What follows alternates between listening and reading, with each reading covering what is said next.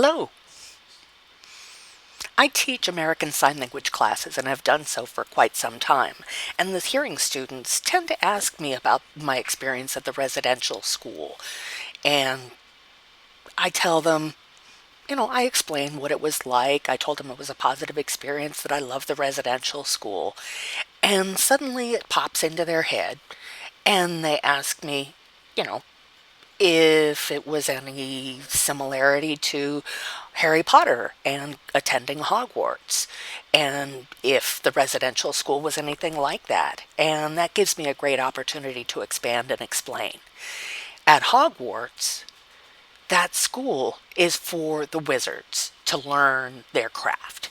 And they start when they're young and finish when they're older. And the residential school, they start young. It's set up for the deaf students. The In Harry Potter, the Muggle world is where these kids live, except when they go to Hogwarts. And they get all excited about going to school, taking the Hogwarts Express to get there. The deaf kids have the same experience going to the residential school every fall. They get excited about getting in the cars and the trains and the buses to go back to school.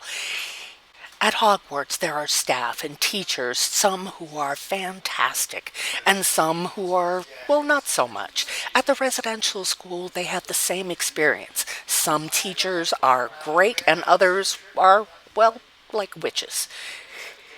And they have so many different interests and groups that they can participate in at Hogwarts. And sometimes they get get along together, sometimes not so much. At the residential school, they develop cliques, just the same way that they sit in the cafeteria at the long tables. In the residential school, often the cafeteria is set up in the same way. And the kids just love staying in the dorms and being involved in sports. At Hogwarts, there's Quidditch and the chasing around that snitch and flying around, and there's all the challenges and competitions.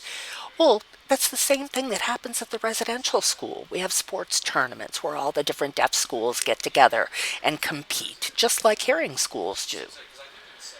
Now, at in the Muggle world, we've got the wizarding world that coexists with that, and we've got the hearing world that coexists with the deaf school and the deaf world. And there's a comparison between Voldemort and his role in Hogwarts and the wizarding world, and people at Hogwarts wanting to gain control of that. And there's a similarity to the deaf culture and deaf power and communications and the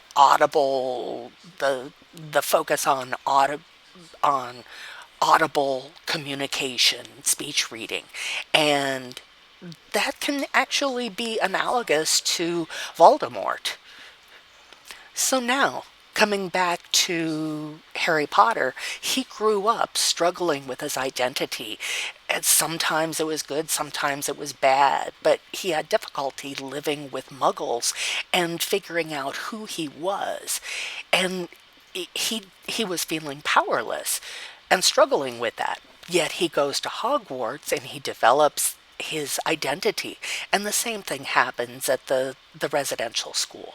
Kids develop that identity for themselves and their own culture. And that confidence grows, and that sense of who they are also grows.